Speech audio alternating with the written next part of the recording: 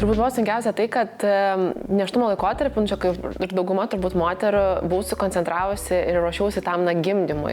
Įvairūs kursai, baimės, skausmo ir kaip visą tai atrodys. Ir buvo tas, aišku, pasiruošimas toks labiau daiktų, kraitelio pirkimas ir labiau galbūt tas nepasiruošimas ir nesuvokimas apie tuos emocinius iššūkius, kurie gali ištikti ir nutikti. Tai, man atrodo, vienas dalykas, o kitas turbūt dalykas, tie lūkesčiai, kuriuos mes kiekviena turbūt irgi susikuriam iš socialinės erdvės, iš Instagramo, kaip viskas gražu, kavos puodelis, stumiu vežimą gražų parke ir tarsi viskas kaip ir niekur nieko. Tai čia, man atrodo, turbūt ta didžiausia tokia ir problema, o kai ištinka, kai tu pagimdai, kai grįžti namo, supranti, kad tie lūkesčiai kažkur labai lieka toli ir susiduri su ta tokia realybė, nepaisant to, kad tu supranti, kad arba esi girdėjus ir mačius iš draugių ar iš pasakojimų, kad ten vaikas nemiega. Supranti, kad tai būna, bet kai tau taip nutinka, tu pradedi išgyventi tą jausmą, ką reiškia tos nemiegotos naktys, stresas, nežinomybė.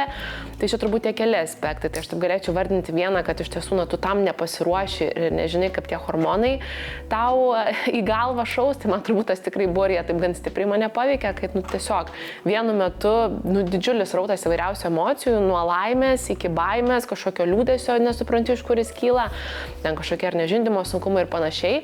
Kita vertus, absoliučiai pasikeitusi realybė. Aš turbūt nuo paauglystės esu super aktyvus žmogus, kur save realizuoju tik per darbą ir per veiklas ir kitaip neįsivaizduoju, kaip gali būti. Ir štai čia po 31 metų tu iš esmės esi namie, turi mažą žmogutį, už kurį esi atsakingas ir jau nebėra, kad tu lakstai po renginius, po konferencijas, stovi prieš kamerą, kas atrodo man tuo metu daug lengviau būtų daryti arba krizės spręsti, o ne štai mažą vaikutį supuoti. Tai čia turbūt labai daug tų tokių dalykų ir kuo daugiau kalbu su mamomis, tai tikrai tam niekas neruošia ir tam turbūt nelabai yra įmanoma pasiruošti. Ką mes galim daryti, tai tiesiog daugiau kalbėti. Iš vadovėlio tu tikrai nepasiruoši, kaip savo hormonus suvaldyti, bet jeigu daugiau žinosi, nes aš tikrai apie tai nežinojau, neįsivaizdavau, kad taip gali būti. Tai dėl to turbūt ir buvo taip sunku. Jeigu būčiau kažkiek žinojusi, įsivaizdavusi, galbūt būtų tiesiog lengviau priimti tą realybę, kokia jie yra.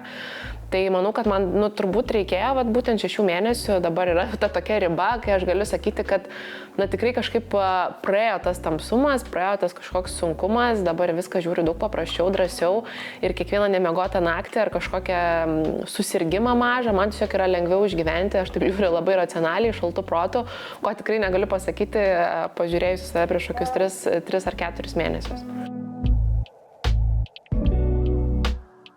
Visada padeda kalbėjimas apie tai. Apie galimybę įžodinti tai, ką aš jaučiu. Įžodinus šiek tiek viduje palengvėja ir tada galime pereiti prie sprendimų, kurie padėtų tas sustiprėjusias emocijas reguliuoti. Mes, kad visiškai jų išvengtumėm arba kažkaip tai, kad jų nebūtų, tai vargu ar tai bus, nes didžiuliai hormoniniai pasikeitimai vyksta kūne. Bet kalbantis galime žiūrėti, o kas kelia tas emocijas. Gal yra išorinės aplinkybės, kaip pavyzdžiui, gal moteris jaučiasi nesaugi, trūksta palaikymo iš aplinkos.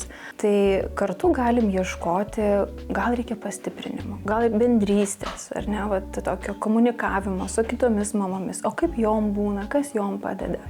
Šties, žinot, kai žvelgiam į kitų tobulus gyvenimus, tikrai galima labai greit pasijausti kažkokiu nepakankamu.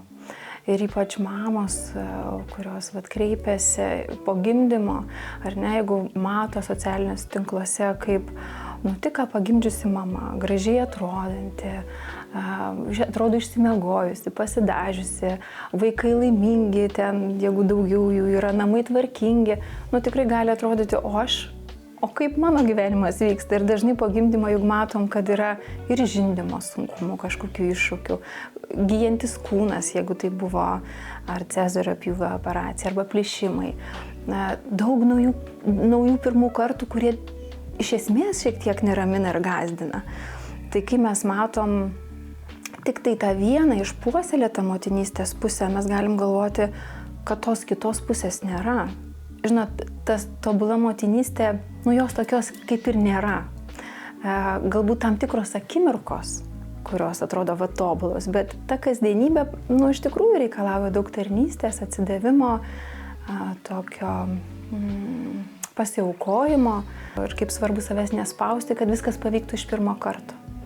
Tai vat nesivaikyti to tobulumo, nes jie gali vesti pražūtį.